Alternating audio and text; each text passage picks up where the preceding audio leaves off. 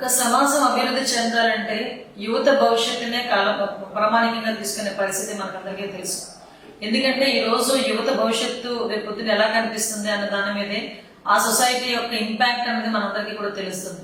అటువంటి పరిస్థితుల్లో ఈ 4.5 సంవత్సరాల కాలంలో 4 సంవత్సరాలు 9 నెలల కాలంలో యువత ఎన్ని రకాలుగా భ్రష్టు పట్టుకుపోయారంటే, చదువుకున్న వాళ్ళకి ఉద్యోగాలు లేవు, చదువుకుందామంటే కాలేజీలో సీట్లే లేవు.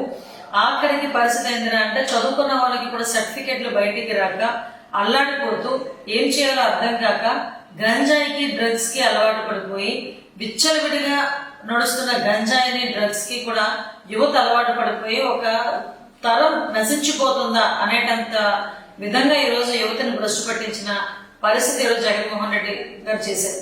ఎందుకని మాట చెప్తామంటే చాలా క్లియర్ గా మాట్లాడుకుంటే ఈరోజు చాలా మంది డిగ్రీలు పూర్తి చేసుకుని ఉద్యోగాలు లేక బయటకు వచ్చి ఆ నిరుద్యోగ సమస్యని ఎదుర్కొంటూ కంపెనీలకు వెళ్తే కంపెనీల్లో ఉద్యోగాలు లేకపోతే అక్కడ గవర్నమెంట్ ఉద్యోగాలు ఎక్కడ కూడా తీయలేక డిగ్రీలు చదువుకొని పీజీలు చేసుకుని ఎంబీఏలు చేసుకుని ఎంటెక్లు చేసుకున్న వాళ్ళు కూడా చాలా మంది నువ్వు ఇచ్చే 5,000 రూపాయలకి కూడా వాలంటీర్ ఉద్యోగాలకు వచ్చారంటే ఒక్కసారి మనందరం కూడా ఆలోచించుకోవాలి.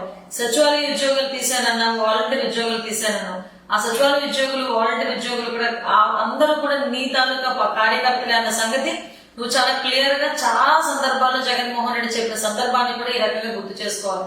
అంటే కేవలం వాళ్ళ తాలూకా కార్యకర్తల్ని జీతం ఇచ్చి పోషించుకొని యువత తాలూకా భవిష్యత్తు మీద దెబ్బ కొట్టే పరిస్థితి మనందరికీ కూడా కనిపిస్తుంది. నిజంగా చాలా భయం వేస్తుంది కూడా.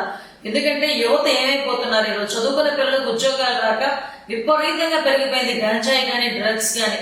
అంటే ఇంతకు ముందు లిమిట్ లో ఉండే గంజాయి డ్రగ్స్ ఈ రోజు దేశం మొత్తం మీద గంజాయి గురించి గానీ డ్రగ్స్ గురించి గానీ ఎవరైనా మాట్లాడాలనుకుంటే దాని మూలాలు ఎక్కడున్నాయా అంటే ఆంధ్రప్రదేశ్ లో ఉన్నాయని చెప్పుకునే దౌర్భాగ్యమైన పరిస్థితికి ఈరోజు జగన్మోహన్ రెడ్డి ఆంధ్రప్రదేశ్ రాష్ట్రాన్ని తీసుకొచ్చిన పరిస్థితి కూడా మీ అందరికీ కూడా వివరిస్తున్నాం.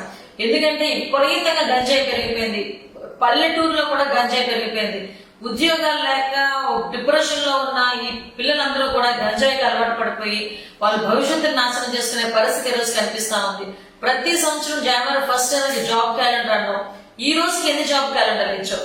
సుమారుగా 60 నెలలు నువ్వు ఈ రోజుకి గవర్నమెంట్ లో ఉన్నావు. ఈ 60 నెలల కాలంలో కనీసం 6 పోస్టులు తీయడానికి కూడా 60 పోస్టులు తీయడానికి కూడా నువ్వు చేతులు ముందుకు రాలే. ఏమీ లేకుండానే ఈ రోజు 2 నెలల్లో ఎలక్షన్ పెట్టుకుని డిఎస్సి నోటిఫికేషన్ ఇచ్చానని చెప్పేసి నువ్వు మాట్లాడే పరిస్థితి ఈరోజు కనిపిస్తా ఉంది. అసలు డిఎస్సి నోటిఫికేషన్ లేదు, కానిస్టేబుల్ నోటిఫికేషన్ లేదు, గ్రూప్ 1 లేవు, గ్రూప్ 2 లేవు, గ్రూప్ 4 లేవు. ఏది నోటిఫికేషన్ లేకుండా యువతనందరినీ కూడా నిర్వీర్యం చేసి వాళ్ళ భవిష్యత్తును అంధకారంలో నెట్టేసిన పరిస్థితి ఈరోజు జగన్మోహన్ రెడ్డి గారు చేసిన సందర్భం కూడా తెలియజేసుకుంటున్నాను. అందుకనే ఇంతకు ముందు ఒక విషయం కూడా చెప్పాలి ప్రజలందరికీ కూడా. ఇంతకు ముందు చంద్రబాబు నాయుడు గారు అధికారంలో ఉండేటప్పుడు కంపెనీలు వచ్చేవి, ఉద్యోగాలు వచ్చేవి. కనీసం కంపెనీ వాళ్ళు చుట్టుపక్కల ఉన్న వాళ్ళకి ఉద్యోగాలు ఇవ్వడానికి ముందుకు వచ్చేవాళ్ళు. అదేవిధంగా ఉద్యోగం లేని పిల్లలకి కూడా అప్పట్లోనే నిరుద్యోగ వృత్తి 2,000 రూపాయలు చంద్రబాబు నాయుడు గారు ఇచ్చేవారు. ఇప్పుడు అది కూడా తీసి పడేశారు. ఈ రోజు నిరుద్యోగ వృత్తి అంటే వాళ్ళకి ఏదో ఉద్యోగాలు రాకపోతే వాళ్ళకి ఇచ్చే ఒక పాకెట్ మనీ, గవర్నమెంట్ ఇచ్చే పాకెట్ మనీ. ఏ అప్లికేషన్లు పెట్టుకోవడానికో లేకపోతే ఎక్కడికైనా వాళ్ళు ఏదైనా ఉద్యోగానికి వెళ్ళేటప్పుడు ఇంటర్వ్యూ వెళ్ళడానికో ప్రతి దానికి తల్లిదండ్రుల మీద ఆధారపడకుండా ఉండాలి అనే ఉద్దేశంతోనే ఈరోజు చంద్రబాబు నాయుడు గారు సీఎం అయిన వెంటనే నిరుద్యోగులందరికీ కూడా ఎవరైతే డిగ్రీ పాస్ అయ్యి నిరుద్యోగులుగా ఉన్నారో వాళ్ళందరికీ కూడా నెలకి 3,000 రూపాయలు నిరుద్యోగ వృత్తి ప్రకటించడం జరిగింది.